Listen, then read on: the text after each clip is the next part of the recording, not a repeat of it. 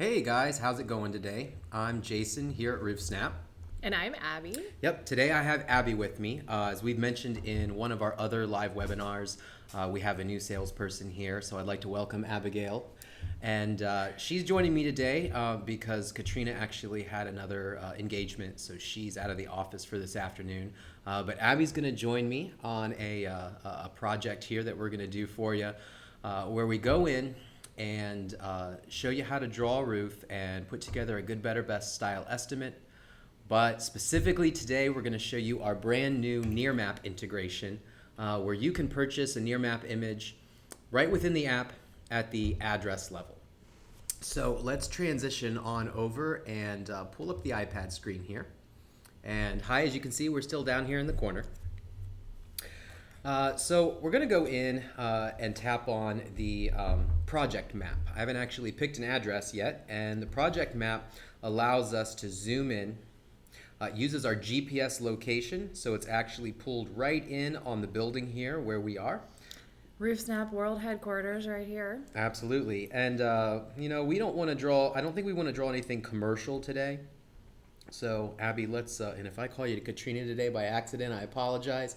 Because I always, I always do, I always do these live webinars with Katrina. So, who knows what my brain's going to do once I start drawing out lines. But, I think that this simple hipped roof down here is going to be a good address for us. One of the main reasons is, it's got some tree coverage. You know what? Actually, the one right next to it has a little bit more tree coverage. Yeah. Making it difficult to see some of the lines. And I really want you guys to see why Nearmap is such a good option.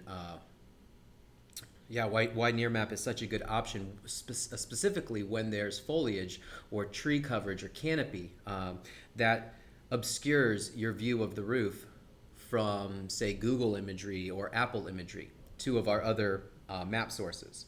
So I'm going to press and hold right on the right on the house to drop a pin, and it's going to give me the Create New Project option. But it pulls in the address for me automatically. One of the benefits of using the project map. Now, first of all, it's put it into the top office in my account, but I actually want to put it in the RoofSnap demo office. That way we'll see the correct address for the organization for that location. We'll see the correct logo when we create documents, when we put it into the correct office. But most importantly, we'll see the correct material and labor pricing for our RoofSnap demo office when we put it in the correct office. And I'm just going to call this project webinar. Tap on the drop the keyboard screen down there. And I think that's good. If you need to fill out billing information or insurance information, those fields are available to you as well. But from there, we can just tap on the Done button in the upper right-hand corner. Okay, so for this next part, we're actually going to transition over into a new screen. And this is going to zoom in on the iPad screen a little bit, but also bring in a third camera, or I guess a second camera that we have. I want you to be able to see my hands and what they do as I begin to draw out some of the lines of the roof. I'm going to tap on RoofSnap. That takes us into the sketch area. And now, the first thing that we see is the Google imagery. We have a change map button down here. We'll be able to switch to Google Hybrid, and if we do that, that's going to show us all the street names just to make sure that we're at the right location. If we change the map again, we can go to Apple Flyover. And sometimes Apple Flyover has really good imagery that you can use to draw the roof, but just like Google, sometimes there's substantial tree coverage, as we're seeing on the back side of this house. The next map is Nearmap. And of course, Apple satellite imagery, which we won't even bother showing today, just because it's not high enough resolution to get really precise, accurate measurements.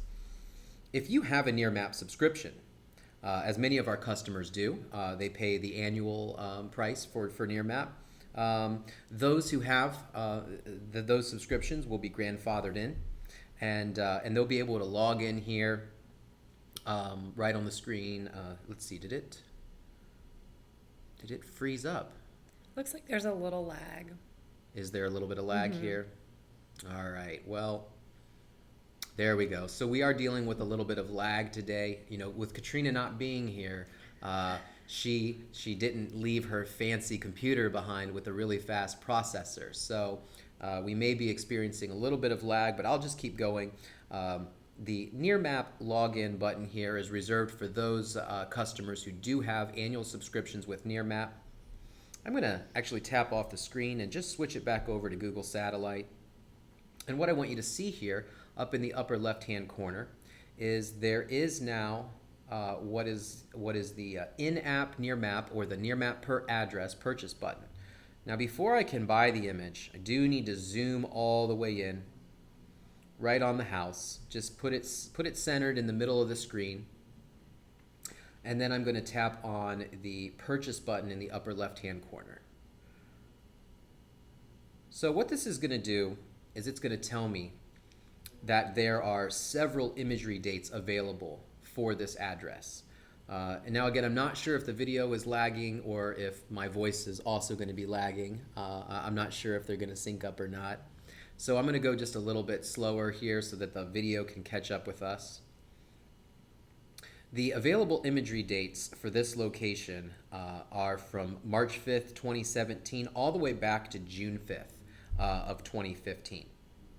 So when I tap on the OK button there, it is going to tell me then that the charge to the credit card that I have on file is going to be $5, and that's going to be billed. I think that's going to be billed weekly. So as you order Nearmaps, or maybe every night, I'm not sure. We'll have to check on that. But with a credit card on file, you can then go ahead and tap on the OK button, and then tap the purchase button in the bottom right-hand corner. Now, in order to complete the purchase, it's going to remind you one last time that you need to be zoomed in all the way and centered on the house or the property from where you're going to be drawing. And we know we are already zoomed in all the way, so I'm going to go ahead and tap on the purchase button. And it tells me I have success. Your Nearmap purchase has been completed. Now we're going to align the roof and make sure it's square in the screen, but we're also going to load in all the different Nearmap dates. So here on the left, we're currently viewing the March 5th, 2017 image. I'm going to go ahead and just drop down through them. Oh, and that September 20th, all the leaves came back, as we expected, and heavy shadows. Let's try March 23rd, 2016. There we go. So these March images, at least here in Columbus, Ohio, is perfect because all the leaves fall off the trees. March 22nd, let's try that one. You know, that image is a little bit straighter. The shadows are a little bit heavier. But when we use our vertical line and horizontal line to kind of see how those rakes are, it looks like those rakes are really straight, which tells us that the plane was directly overhead when it took this capture. If we go back to September 18th from 2015, well, you know, we've got just about the same tree coverage, and I imagine when we load in June 5th, we're going to see pretty much, again, it's a slightly different angle. I can actually see, if you look right where my crosshairs are, I can see some of the siding, which tells me that the plane wasn't directly overhead. So let's test between March 5th, 2017, and those tree shadows. I don't really like it because of those tree shadows. Let's go down to March 23rd, 2016. This one would be good. I don't see any issue except that maybe those rakes just are a little bit crooked. So let's load in March 22nd of 2016. And I think for our purposes today, even though we have a little bit of shadow from the branches of the tree on the front section,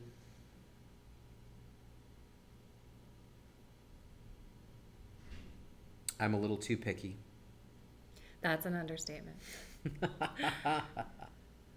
That's okay. With my pickiness, there comes perfection. Yeah, I think that this March 23rd image, no, March 22nd. And want to take a little time here because the best image that you can find for the address is going to yield the most accurate measurements for the roof snap here that we're going to create for the project. So let's go with this one. The last thing I'm doing is using the horizontal and vertical lines right along the ridges just to make it as squared up as possible as I can in the screen. And as soon as I've got it centered, then you will see the snap and start drawing button up here in the upper right hand corner. So I'm just going to go ahead and tap on that and then tap right on the continue button. So I know we're still waiting for the video to catch up. I'll talk through some of these next steps and continue to move the progression on. When the image first loads, it's already in the pan and zoom mode. So we can use 2 fingers on the screen to zoom in and out. At this point though, we can no longer rotate the image. It is locked in a squared position as we have previously set it. Here on the left side of this lower bar is our draw button. So I'm going to tap on the draw button. Then I can place a cursor on the screen simply by putting 1 finger on the screen.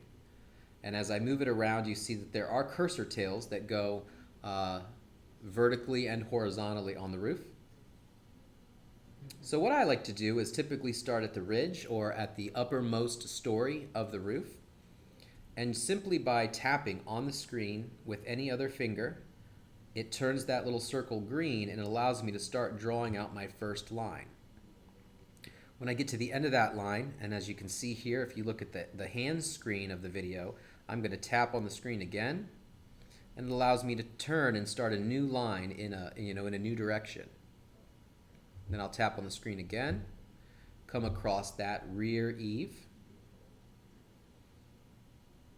tap on the screen again, and here notice that the cursor, as soon as it connects to that point, will turn red. I do have to tap on the screen 1 more time, and that locks that point. Then I can pick up my drawing finger. Now to test and make sure that we drew this first rectangle correctly, we'll tap on the facets button. Now you can see that it's shaded and it's currently set at a 0.12 slope. We'll address pitch just here in a little bit. I'm going to go now to the pan and zoom button down here on the bottom right. And I'm going to zoom in on this one corner because I'm pretty sure I didn't get it quite straight. So if you take your finger, put it on the screen to show the cursor, and put that cursor on any point and let it sit there for a second, it'll actually pick that point back up and you can revise the location of your corners. And I like to sharpen up the dimensions ever so slightly by going in and picking up the corners. And I typically draw eave lines right through the center of the gutter. I found that to be the most accurate measurement. But the rakes, I like to draw the rakes, to the very outside edge, since they're,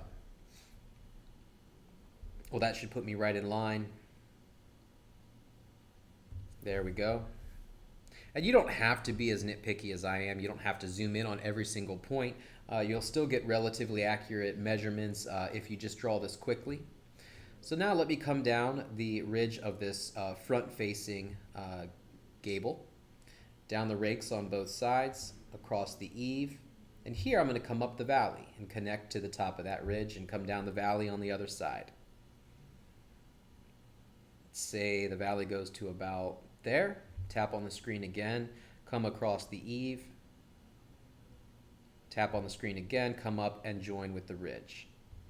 So I've got a few facets left to close. Let me come down here and pull the rake edge all the way down and connect to where the eave line begins. Now I'll do this little short rake on the right side over here, come across the ridge. Now I'm going to come down the rake towards the front gutter, and that cursor tail is going to help me line it up with the bottom of that valley. I may have actually drawn that valley just a little bit too long. So let's connect it here. But then let's go in and pick it back up and just bring it right up in level all the way across. Oh, not quite level all the way across. Abby, I'm wondering if maybe I snapped the roof just a little bit crooked. No. No. Heavens. All right, let's zoom in on this last section that we haven't closed in yet, this sort of first story. And to give you a picture of what that looks like, I'm going to tap on, with my index finger down here, I'm going to tap on this little map icon. This map icon is going to open up our Apple 3D imagery. Oh, and if I lean too far forward, I think my head gets in the screen, so I'll be careful about that. All right, so this is a 3D environment provided by Apple that we integrate with. And as I zoom in here, you can see that there's some underhang. This one section goes up under the higher section, and there'd be a step wall in there. So let's draw it exactly as we see it. Let's draw the rake edge down, center of the gutter. Let's come across. But let's keep going. It doesn't, physically connect to that rake. That rake is several feet above where that step wall is. So let's bring it, maybe about 9 inches, 10 inches past, somewhere right around a foot, but we typically draw them less than a foot unless we're on site and we can measure them. Bring it all the way up to the top, and then just draw a little connector line back to where the rake meets the ridge. Now I'm going to zoom all the way back out, tap on the facets button here, and you'll see that we have all of the slopes shaded in blue. Of course, they're currently set at a 0.12. Before we address pitch, let's go ahead and label all the lines. The next button here on the left, next to draw our edges. So let's tap on edges, go to the eaves, and since we're going to be estimating this roof as well, let's tap on eaves a second time. I want to add some of these subline labels. Ice and water shield, eave edge. We'll leave gutters and gutter topper off for now. And then if I tap on this little arrow button here in the gray section of this window, or sometimes people call it a drawer that pops in and out, if I tap on that, you can see we can move it out of our way, left and right. Now I'll go ahead and begin to tap on all of the eave edges. Now I'm going to open that drawer back up, go back, grab rakes, tap on rakes a second time, and grab rake edge. That's our designation for putting a metal flashing at the rake edge. And I'll move that drawer over, tap on all the rakes, got that little one in there, and then open the drawer, go back to ridge, and let's put ridge vent on all of the ridges of this roof. Go back, and then we're going to go to valley. Tap on valley a second time. I want to add some ice and water shield into the valleys there. And the last section, because it is so close to those rakes, I want to zoom in, go back to my edges, tap on step wall, because this is a step wall transition, and grab the step flashing, and let's put in some ice and water shield too. Let's make sure that this fake roof project that we're doing never leaks. So we put ice and water shield and step flashing there. Pan and zoom button allows me to go all the way back out. Now, you'll see here across the top we have these NESW buttons. If you need some reference images while you're drawing the roof, tap on some of these. You'll see that they'll load in imagery, and this comes from Bing. So I'll tap on here a couple of them. We've got trees all around. Let's get one more. There's a side view. So this allows you to see maybe any bay windows or any other item on the roof that's difficult to see from the top down. And then if we go down to the bottom right corner, this little man with a circle around his feet, this button here is Google Street View. So when we open up Google Street View, we can actually see the shadow of the van with the camera on it there. I'm going to go and tap to the right. Now that tree is obstructing our view a little bit, but we can zoom in, and we are pretty straight on this roof. And of course, any of you who have been on a roof like this before, you already know that this is a 412, right, Abby? Can you see that yet? Abby's new with us. She's not had a lot of experience, but she has climbed around on a few roofs in her day, if I understand correctly. I'll take your word for it, Jay. So here in the upper left-hand corner, there's a little button, and this is a pitch tool. So when we tap on that, it's going to give us a caution. We're going to tap on continue. And this pitch tool, we can now maneuver it with our fingers on the screen. And if we slide it down and we line up that 412 gauge, we'll see that it lines right up on the roof, and that is indeed a 412 pitch. Yep, look at that. Now I'll tap on the X button to come all the way back out, because we do have a pitch tool in the Apple flyover view, which again can be accessed by tapping on this little map icon here in the bottom right. And this one's a little bit more functional. You can zoom in on the roof, but you can go to the side of the house, you can go to the back of the house, so it doesn't matter which direction your gables are facing. The way we use this one is we try to get really low in the screen. Now that tree is blocking us to be able to look at the one in the front, the one closest to us, but the one in the back. If we put our cursor very close to where the rakes meet the ridge, and then also run our vertical line right on the ridge, which we can turn it left and right. The goal here is to make sure that the house is square. And by putting that vertical line on the ridge, we can make sure that the house is square. Then we hit the magnification button in the upper left-hand corner. And I think actually I might be just a hair off of square.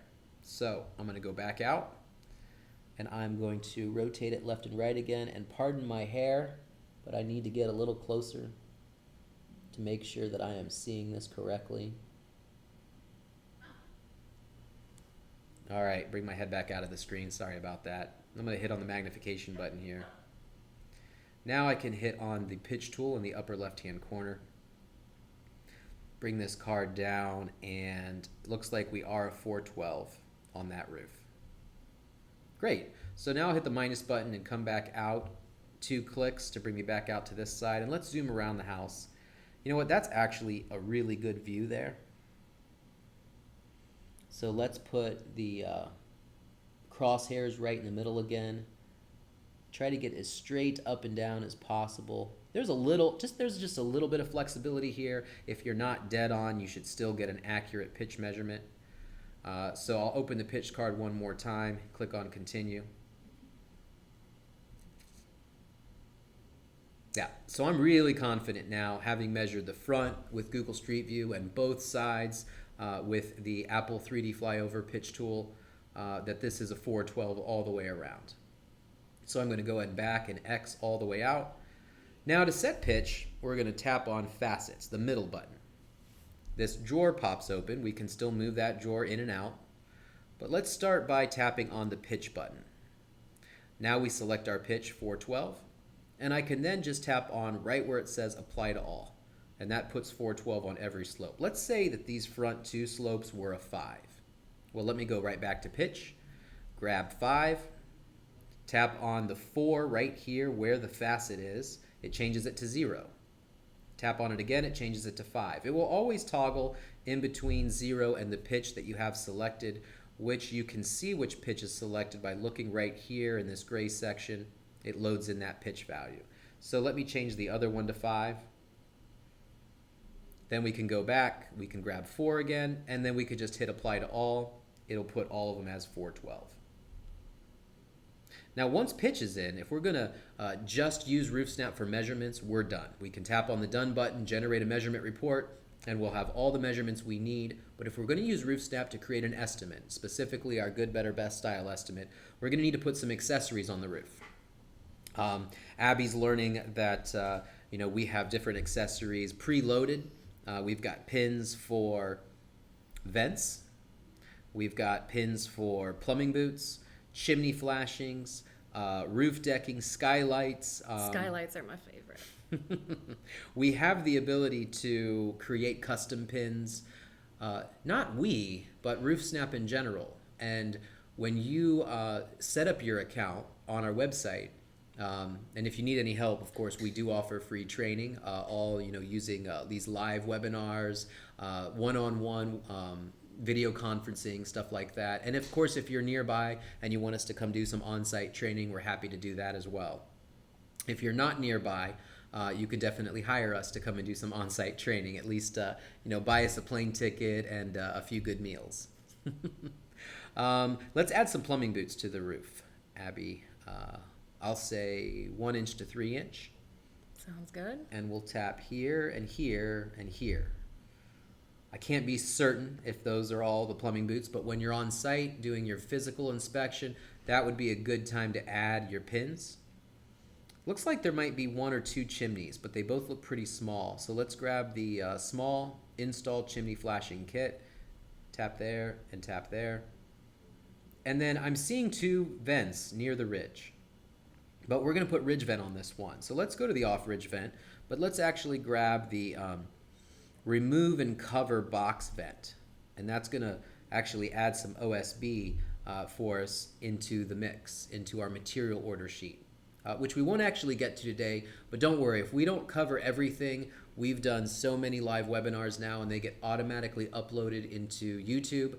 Just go to our channel and find any of the other videos that deal with some of the topics that you may have questions about, or give us a call. You can call us at 877-766-3762. Or go to our website. RoofSnap.com. Of course. So now that we've got some pins on the roof, I do like to go back to facets one last time just to make sure that all the pitch values are still there and everything is shaded in blue. And now we'll tap on the Done button in the upper right hand corner. And that completes the drawing portion of creating your roof snap. Now, the suggested shingle cutting waste is being calculated automatically based on a formula that's very consistent with what other software programs like insurance estimating software programs use. It's coming up with a 7.12% waste. Now, if you don't want to use that, you can tap right on the No button. But if you do find that our suggested shingle cutting waste is accurate for your... man, I'm having trouble today. If it's accurate for your purposes, go ahead and tap on the Yes button. Okay, now we're back in the project, and we are viewing the details screen, but let's go straight to the measurements and tap on the measurements tab.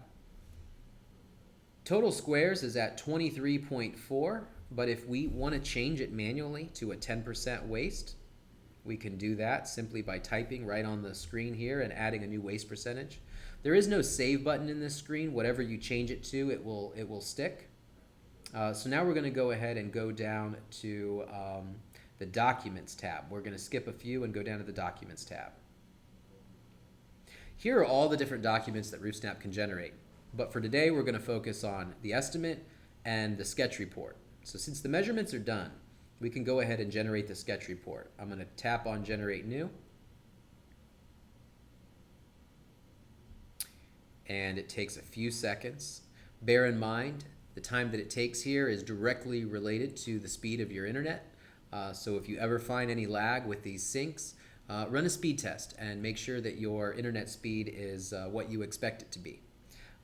Let's go ahead then and tap on the sketchreport.pdf, and that's going to open up the PDF right here on our iPad. The image that we used to draw the roof right here in the center of the screen of the first page. The aspect images from Bing are on the second page. A breakdown of all of the facets by pitch, and then all of our measurements and all of the subline labels and edge labels that we used. But here's really what most of you are going for. We can zoom in on this and see that we have 21.83 squares without waste, 24.01 at a 10% waste factor, which we customized. And then over here we can see all of the totals for eaves, rakes, ridges, valleys, step wall. Anything that didn't have an applicable label will be zeroed out. And then since we added ice and water shield and ridge vent and rake edge and eave edge, we can see all those measurements here. Also, the step flashing as well at 14 feet. Now these measurements will automatically import into the specifications section of RoofSnap. And in specifications, that's where we begin to build out the good, better, best estimate. It's where the estimates are created. We have a breakdown by squares, and then we have all the accessories and where they're located on the roof. We didn't attach any photos to these accessory pins, but just so you know, each one of these pins, all 7 of them, we could have taken a photo with our device right on the roof and attached that photo. There's several other webinars where we address that, so please take a look if you want to see how to do that. And then when we go up to the top here, I'm just going to tap right on the document, and the bar comes back, sort of our little sidebar and top bar, and that share button in the upper right hand corner. If we tap on that, Then we can email the document or open it in Google Drive or Dropbox or whatever sort of cloud storage you may have loaded up here onto your app. But going back into the specifications of the project, I was just getting ready to add the Owens Corning template. So good Owens Corning Supreme. Then we go right back into specifications, and it's going to ask us to pick a color. So I'll tap on OK. Abby, will you do the honors? There we go. Feeling green today. And now let's go ahead and add 2 more Owens Corning templates just to get the good, better, best. Let's do the true definition duration for the better. That's going to load in the next template, and I'm going to select that template and highlight it there. And it's going to do the same thing. It's going to ask us to pick a color. So let's do a different color. That way each option has a different color. Amber for that one. And then let's load in a third one. The best for Owens Corning is arguably the storm impact resistant product that they have. So you see we've calculated now 3 prices over here on the left. Let's select the Owens Corning Storm IR, and of course it's going to ask us to pick a color. So this is good when you don't want to when you don't want your salesman or even yourself to forget to pick a color.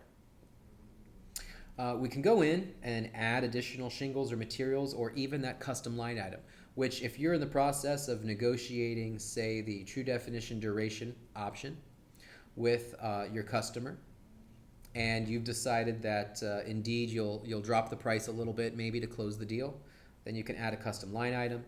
And let's just do a negative price. So I'm going to call it discount here, and I'm going to make it a negative $250 and hit the save button. Now that will decrease my price by $250, but only for that one template. And you can see that we've added the discount here at the bottom. All right, so let's say that the Owens Corning True Definition duration is the product that the homeowner has decided to go with, and it's time to, and you've got your discounts applied and everything, and it's time to print off one of your estimate documents. So let's go ahead and generate the estimate. I'm going to go down to the Documents field, tap on Generate New. There we go, and open up the estimate.pdf.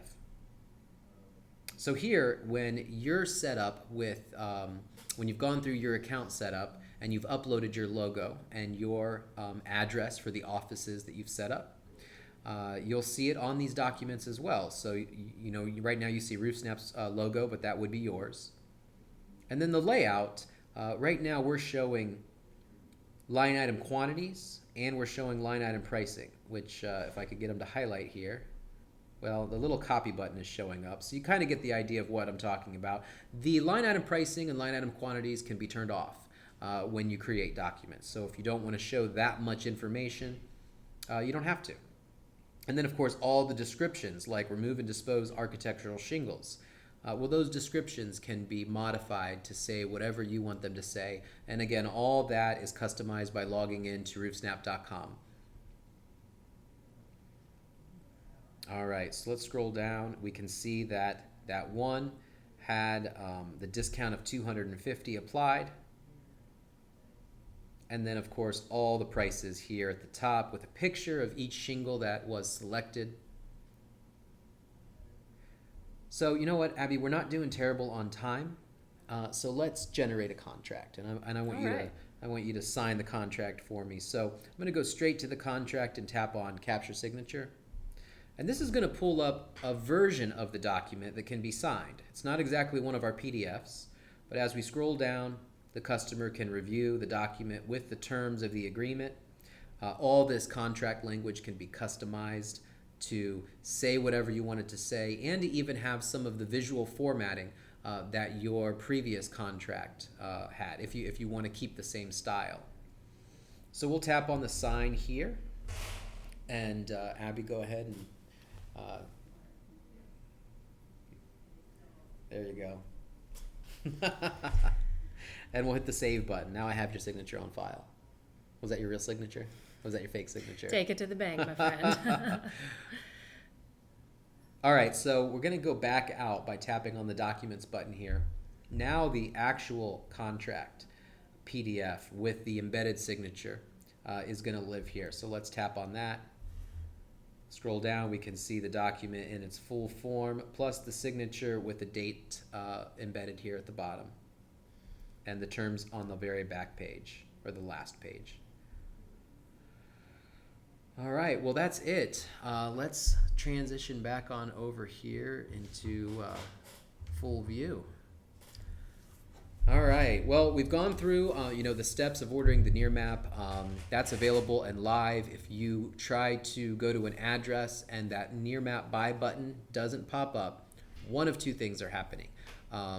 Either there is no Nearmap coverage for that address.